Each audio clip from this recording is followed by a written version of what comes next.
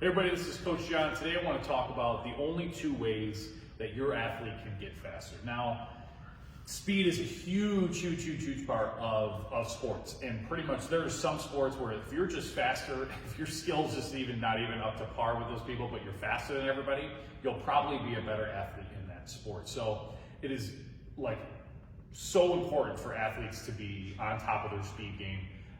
And this is, everything that we're going to go over today, it all has to go in the total model. So this is just one part of the total athlete, is speed training. So the only two ways to get faster, okay, is increasing stride length. Okay, so the distance between their steps. So we don't want, small choppy steps. We want big, powerful steps where they're trying to cover as much ground as possible in the shortest amount of time. Okay, stride length and then stride frequency. Oops. So with stride frequency, they're trying to get these big, long, powerful steps, okay, more often. So they can do that faster to where every time they touch the ground, they're not on the ground long. They touch and they go, and then they take another big, long step. Okay, the faster they're going to be than any other athlete. So what we coach athletes on with this to do so is kind of all of the running mechanics. So yes, there's drills where we can say, hey, we want, for acceleration, we want knee drive.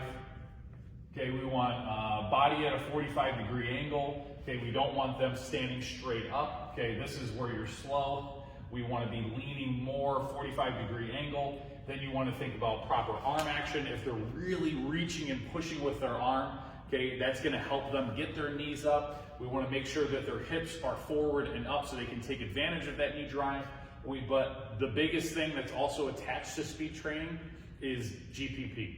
Okay, so GPP is general physical preparedness. Okay, so with all of our athletes, no matter what sport is, and that's why I kind of knock on sport-specific training, is it all comes down to GPP. So we need them to be strong. We need them to be able to pick things up. We need them to be able to put force into the ground. We need them to be able to squat things. We need to push and pull. Their core needs to be strong all the way around. And if we're doing GPP, but then also coaching them on increasing their stride length and increasing their stride frequency, they're going to be an animal.